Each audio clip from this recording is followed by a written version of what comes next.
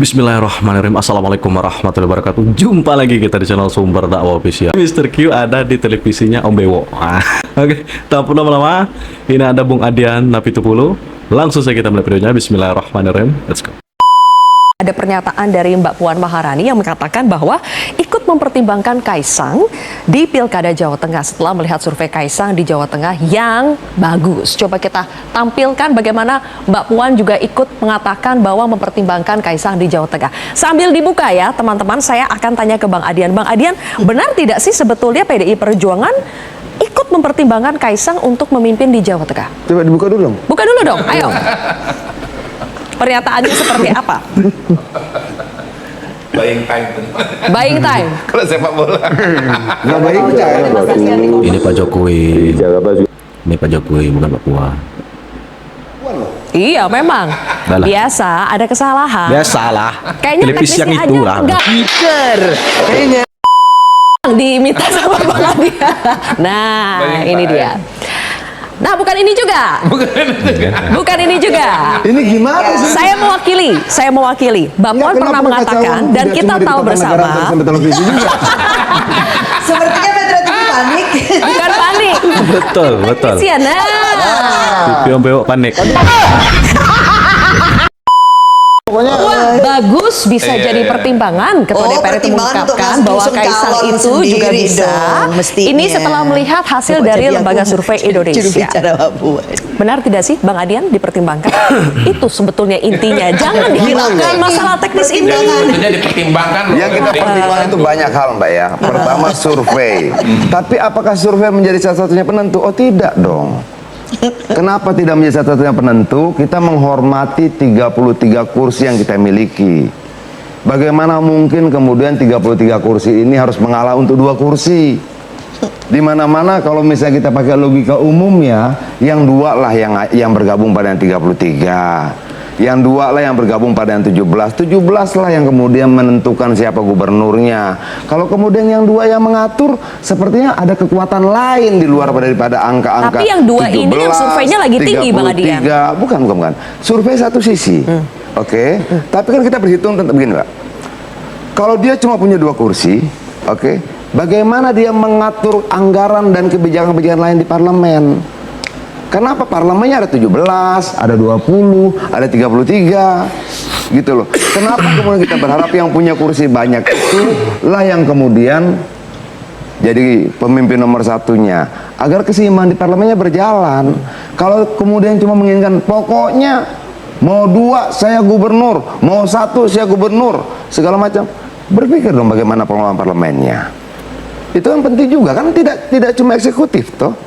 Eksekutif ini hanya bisa berjalan kalau ada legislatifnya. Nah, dia harus kemudian bernegosiasi dengan sekian banyak orang. Nah, menurut saya itu menyulitkan proses berjalannya pemerintahan daerah saat itu. Oke, berarti kalau sebagai Itu loh. Ketua Bapilu Pilkada PDI Perjuangan, Bang Adian ingin mengatakan untuk Jawa Tengah PSI tidak akan dipertimbangkan, Kaisang tidak akan Kita dipertimbangkan. percaya pada kemampuan kader kita. Kita melakukan kaderisasi, kita melakukan pendidikan politik, kita menempa kader kita sebaik-baiknya. Baik. Kita percaya kader kita punya kemampuan lebih baik daripada Kaisang. Oke. Kalau tidak percaya, ngapain? Awas aja lah dukung Kaisang, Puan. Kita kaderisasi partai. Golkar juga pasti punya kader yang lebih baik dari Kaisang. Makanya dia bisa menang 17 kursi. PKB juga pasti punya kader yang lebih baik dari Kaisang. Makanya dia menang 20 kursi. Kalau kemudian kita tidak percaya pada kemampuan kader kita, ngapain kita bangun partai politik? Banyak yang melirik Kaisang, tapi juga banyak yang memandang Kaisang sebelah mata. Silakan dijawab Mbak Ceril, tapi kita harus jeda terlebih dahulu. Kan memang hostnya ini abang agak-agak ngeselin lah pokoknya. Jadi kita santai aja lah, Puan. Emang apa sih nggak boleh? Pertanyaan saya tadi sebelum jeda, banyak yang sudah melirik Kaisang untuk dicalonkan di Pilkada, baik itu Jawa Tengah maupun Jakarta, tapi banyak juga yang merasa Kaisang ini, apalagi di Jawa Tengah kursinya hanya 2, ya belum cocok lah untuk maju. Saya rasa gini, kalau sampai Belum cocok kata hostnya, kita tandain. Kaisang maju, berarti sudah ada yang usung. Dan kita butuh 24 kursi kan.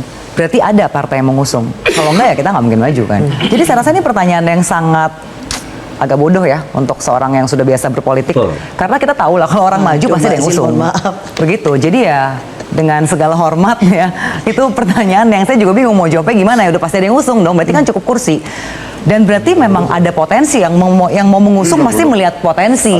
Pertanyaan Begitu loh. saya sebetulnya, Kaisang kan ada yang melirik, tapi ada juga yang memandang Kaisang sebelah mata. Iya, dan bahkan ada yang tegang katanya kalau Kaisang mau maju kan. Jadi saya rasa Bener, ya, Bang nggak Adi apa-apa. dia Ini- yang tegang. Menurut saya gini, menurut saya ini biasa saja. Ini kan demokrasi ya. Kita tegang ketika Iya. kemudian aturan-aturan berubah hanya untuk kepentingan orang per orang. Itu loh.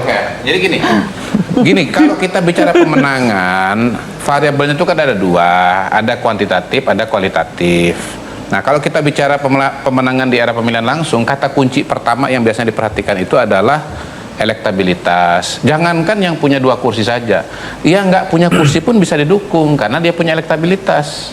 Misalnya waktu Ridwan Kamil belum jadi anggota Golkar, banyak yang dukung. Karena apa? Karena dia punya elektabilitas, dan contoh seperti itu banyak di Padahal daerah-daerah tidak yang punya lain. kursi. Ya, bahkan sebetulnya alam pikiran yang menggunakan jumlah kursi sebagai indikator bagi calon gubernur dan wakil gubernur Betul, atau Bang bahkan Kodari. capres cawapres itu sebetulnya salah. Misalnya pernah nih tahun 2009. Bagaimana dibilang salah aturan undang-undangnya? Sebentar. Ini saya belum selesai. Bukan, tadi belum juga- selesai. tadi juga gua belum- tadi gua juga belum selesai. Belum selesai. Saya tadi belum selesai, sudah lu Giliran Anda, Saya giliran tadi Anda- disuruh Gini, bicara, penjelasan saya belum selesai. bicara, kamu potong. Moderatornya di sini. Iya dong. Moderatornya di sini. Nah, sekarang saya bilang, Moderatornya ini tidak bagaimana melarang saya untuk mungkin melanjutkan. tidak alat Gini loh, ukur, kalau bicara undang-undang Pilpres tahun 2009, mengatur, antara ada Golkar 20% dengan yang Hanura, kemudian boleh elektabilitas mencalonkan. Wiranto Kalau lebih tidak tinggi sampai daripada 20% tidak bisa kalah. mencalonkan. Karena Itu alat jadi ukurnya presiden. undang-undang jelas Harusnya gitu loh. kalah. Kenapa Elektabilitas dibilang Wiranto lebih tinggi. Kenapa dibilang tidak boleh Oh, iya, tidak perlu Kalau kursi. berubah lagi undang-undangnya. Jadi kalau menggunakan Nggak bisa kursi dong. partai sebagai indikator itu Dipotong, salah. Kursi bukan Itu indikator. adalah tanda-tanda kekalahan. Kursi bukan indikator, Bang Adian. Sekarang giliran Anda bicara. Begini loh, sudah jelas undang-undang dan peraturan mengatur bahwa untuk bisa mencalonkan itu harus memiliki 20% kursi DPR atau 25% suara yang memiliki kursi di DPR. Bang, netral Bang, Itu netral artinya banget. ada pengaruhnya jumlah kursi dan pengusungan itu. Bahwa yang dia maksud itu berbeda. Orang mau ngasih, lu punya uang 10, lu mau ngasih sama yang punya uang 2, Oke. itu urusan lain. Oke. Tapi Suka-suka kau lah pokoknya. undang mengatur demikian. Baik. Kalau kamu tidak puas, rubah lagi undang-undangnya. Kamu kan sudah biasa merubah Bang undang-undang. Adian bicara syarat pencalonan ya. Ini maksudnya Kalau apa? Bang Kodari bicara Ini maksudnya apa ini? Oke. Kamu sering merubah undang-undang katanya. soal pemenangan itu tidak Pemenangan, ditentukan oleh kursi. betul. Oke. Kemenangan itu tidak semata-mata soal elektabilitas. Ah, Di dalam ini baru Itu tanggapannya. jumlah kursi Oke. untuk menjadi dong. relatif. Oke. Di dalamnya juga ada mesin partai, tapi di dalamnya juga ada program, ada gagasan gagasan. dan sebagainya. Pasti. Gitu. Nah, Sudah pasti. sebentar dulu dong. Sudah pasti. Bagaimana mungkin kita bisa mempercayai elektabilitas orang bisa tinggi ketika gagasannya belum didengar orang? Ketika idenya kita tidak tahu. Lalu dari mana elektabilitas itu? Tapi sudahlah. Ada metodologi survei, kita percayai saja. Oke. Begitu loh. Tapi sekali lagi saya ingin tekankan bahwa bagaimanapun juga kami PDI Perjuangan akan menghargai pilihan rakyat yang mempercayai kami 33 kursi di Jawa Tengah. Baik. Oke. Dengan demikian, kemudian kita akan lebih mempercayai kemampuan kader kita. Kami partai politik, kami lakukan kaderisasi, kami lakukan Awas saja lah kalau dukung Kaisang. Yang ngusung Kaisang awas, kita tandain lah. Bro. penempaan, kami melakukan pengujian, kami berproses segala macam. Bang, netral, Bang. Oke, netral ya. Nah, ketika kita harus tidak percaya pada kemampuan pada Oke. kader kita sendiri gitu. Baik, oke cukup ya kita bahas poin ini. Rasanya sepertinya sudah clear Iya, sebetulnya. udah. Biar Belum, biar belum. biar maju pembahasannya. Belum. Mas Kodari, saya ingin tanya begini deh. Sekarang di Jawa Tengah kita tahu itu adalah kandangnya Banteng. Iya, Oke. iya. Tapi di Jawa Tengah kita juga kenal ada Jokowi's Effect yang Iya, begitu besar. betul. Sekarang per hari ini politik hari ini Jokowi's Effect versus Banteng's Effect itu Iya, akan iya. lebih mana yang berdampak lebih besar di Jawa Tengah? Iya, per hari ini kalau kita lihat hasil survei, Jokowi efek lebih kuat. Kenapa? Yang asosiasinya dengan Pak betul. Jokowi surveinya lebih tinggi daripada Iya, betul kader dari banget. Partai Banteng gitu. Tetapi ini kan masih posisi pada hari ini. Nanti akan ada pertarungan. Kalau kita menggunakan referensi di masa lalu, walaupun tidak persis, tetapi bisa diperbandingkan, ternyata Jokowi efek lebih kuat. Karena apa? Karena 02 Prabowo dan Gibran menang dibandingkan dengan Betul. calonnya dari partai PD Perjuangan. Sudah ada pengalaman di Pilpres Iya. bagaimana kandang Betul, Banteng pun Bang. ternyata Pak Prabowo lebih menang di situ. Nah, Iya. sementara PKB ternyata di Pilkada Jawa Tengah rencananya akan memajukan Ada yang calonnya yakin sendiri. Gus Caimin akan mengajukan kadernya sendiri tanpa mengusung Kaisang, tak yakin lah saya. Yusuf ya, boleh kita tampilkan artikel yang mengatakan bahwa PKB tidak tertarik mengusung Kaisang di Jawa Tengah, tapi akan memajukan Gus Yusuf di situ. Padahal itu kandang banteng. Padahal di situ Kaisang kuat juga, Jokowi's effect masih Nah, kuat. ini kita kembali kepada fungsi partai politik ya. Jadi kita memberikan ruang yang memungkinkan bahwa kader-kader terbaik itu ada jaminan bahwa dia akan mendapatkan promosi dan kepercayaan dari partai politik. Yang kedua, kemudian ini akan menjadi kerja-kerja yang sangat terukur. Sosok seperti apa yang kemudian dia pantas untuk mengambil sebuah kepemimpinan di suatu daerah.